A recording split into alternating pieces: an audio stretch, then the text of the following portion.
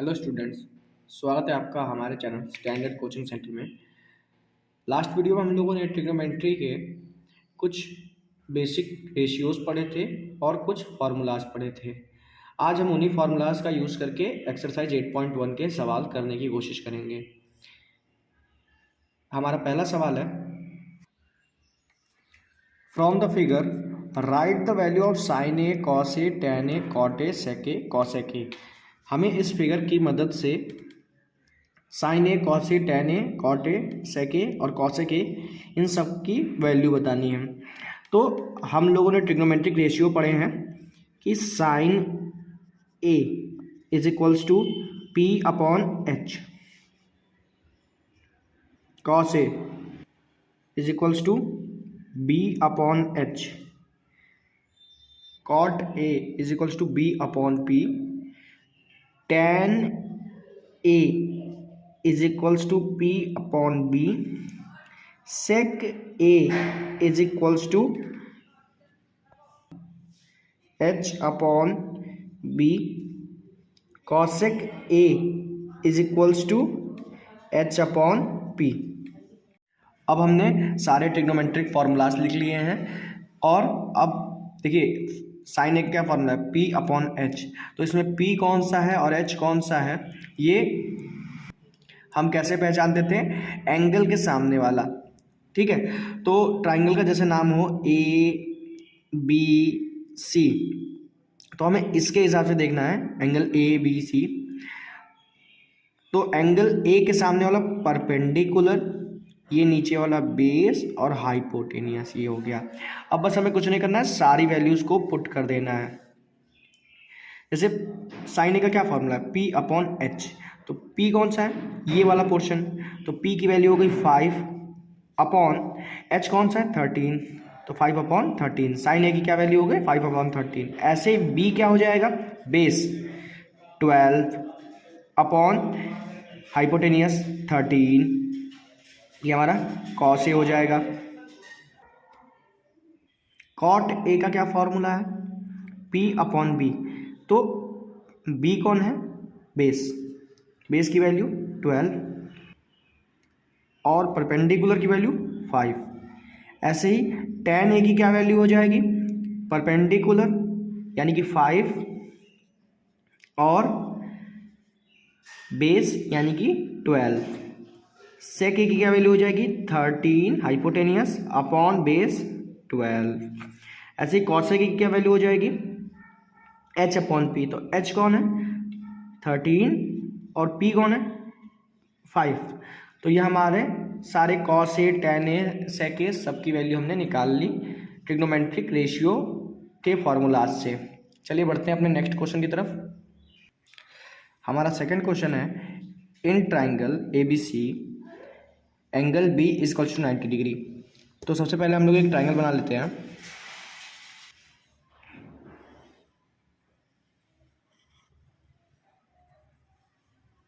ठीक है, अब कह रहा है एंगल बी एट 90 डिग्री। तो एंगल बी हो गया 90 डिग्री,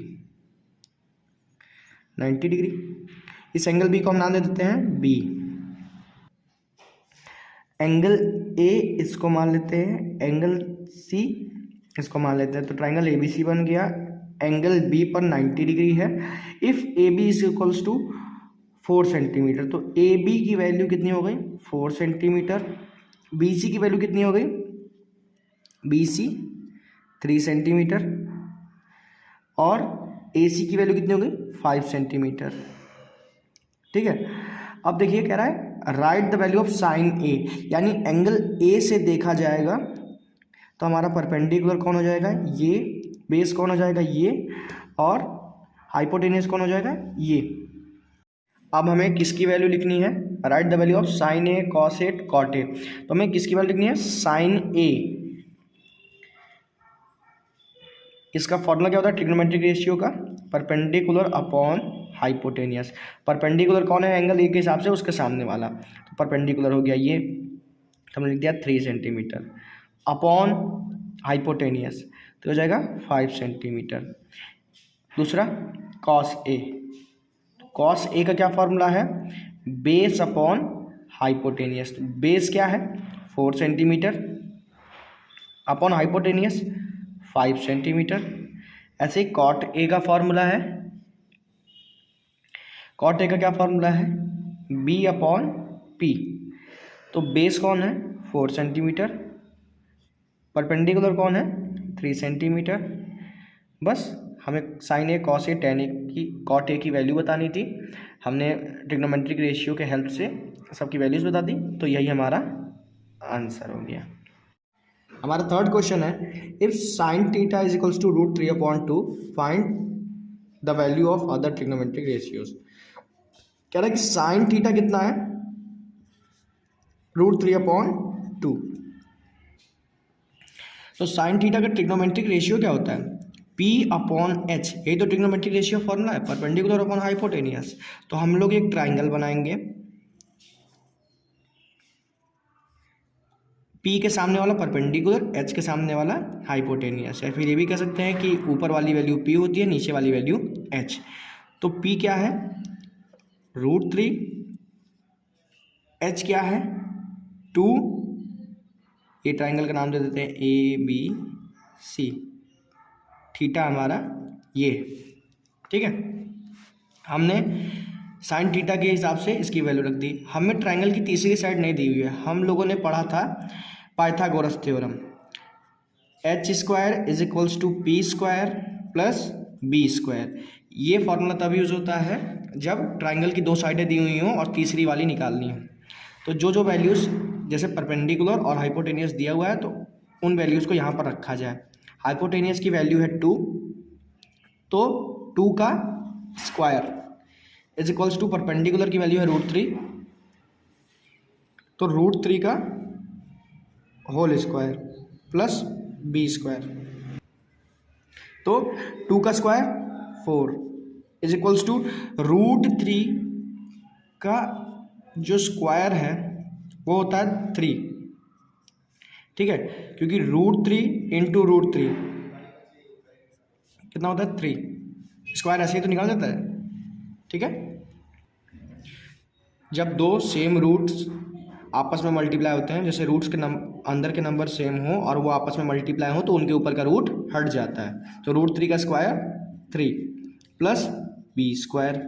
अब हमें चाहिए b की वैल्यू, तो सबसे पहले हमें इस B² को अकेला करना पड़ेगा। तो ये प्लस की वैल्यू है, प्लस का 3 है, उधर गया तो माइनस का 3, तो 4 - 3। अगर ये माइनस का होता उधर जाता प्लस का हो जाता, अभी प्लस का है इसलिए उधर गया माइनस का हो गया, = B²। 4 - 3 1 = B²। हम लोग लिख सकते हैं 1 का स्क्वायर = 1, क्यों, क्योंकि 1 × 1 कितना होता है 1, तो 1 का स्क्वायर कितना होगा 1 की पावर चाहे जितनी भी हो उसकी वैल्यू हमेशा 1 ही रहता है। तो हम लोग कह सकते हैं ये 1 का स्क्वायर भी लिखा जा सकता है। तो दोनों तरफ स्क्वायर है, स्क्वायर से स्क्वायर कट जाएगा, b की क्या वैल्यू आ जाएगी 1।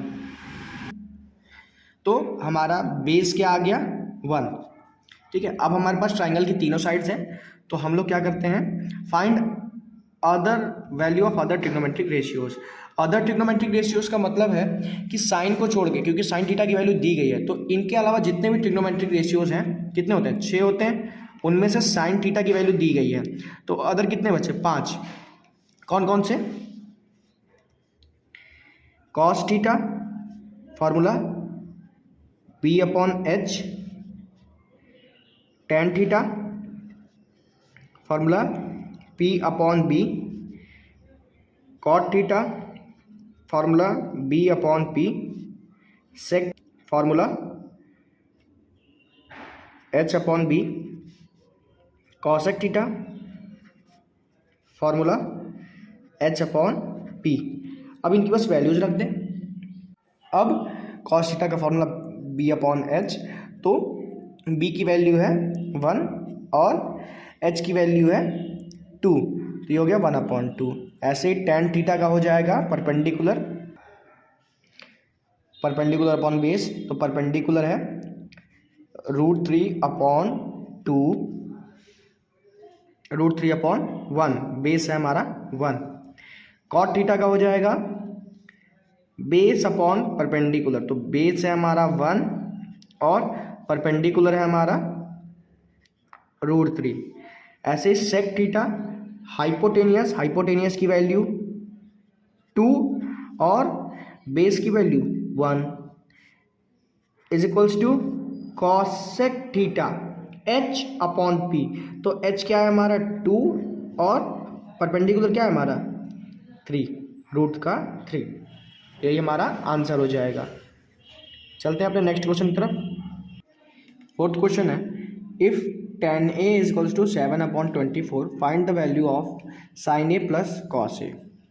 ठीक है, तो सबसे पहले हम लोग क्या करते हैं, एक ट्राइंगल बनाते हैं। ट्राइंगल का नाम होगा ABC। ठीक है, तो tan a is equals to 7/24 हमें दिया हुआ है। तो tan a का ट्रिग्नोमेट्रिक रेशियो फॉर्मूला क्या होता है, perpendicular upon base. Perpendicular upon base, तो परपेंडिकुलर की यहाँ वैल्यू क्या हो गई 7 और बेस की क्या वैल्यू हो गई 24। तो हम लोग मान लें कि हमारा एंगल ए ये है, तो इसके सामने वाला परपेंडिकुलर यानी कि 7 ये है और 24 ये। हाइपोटेनियस हमें नहीं दिया गया है। जब ट्राइंगल की दो साइड दी हो, तीसरी निकालनी हो, तो कौन सा फॉर्मूला यूज होता है, Pythagoras theorem. h² is equals to p² plus b²। जिस चीज़ की वैल्यू दी गई है फॉर्मूले में रख सकते हैं। h की वैल्यू दी नहीं है, h की ऐसे ही रख दिया।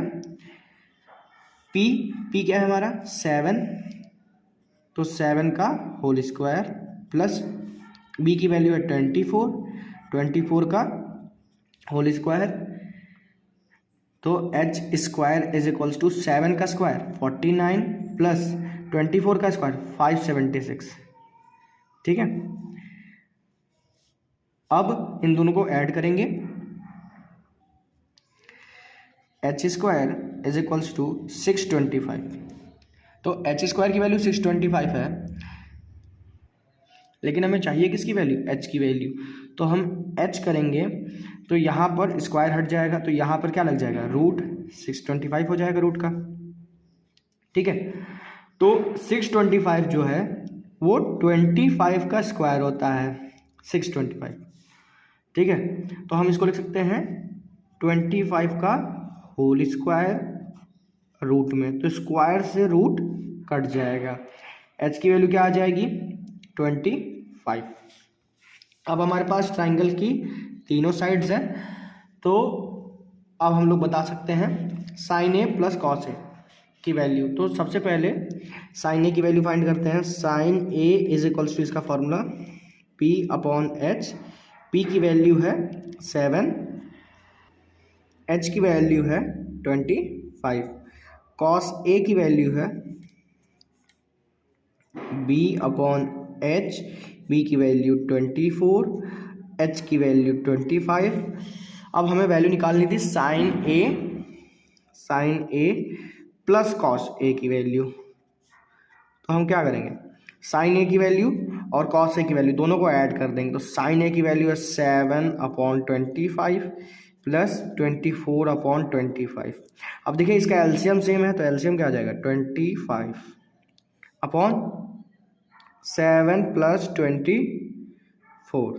तो 7 प्लस 24 कितना हो जाएगा 31। तो हमारा आंसर क्या आ जाएगा 31/25। ये आएगा sin a plus cos a की वैल्यू आंसर। जल्दी बढ़ते हैं अपने नेक्स्ट क्वेश्चन की तरफ।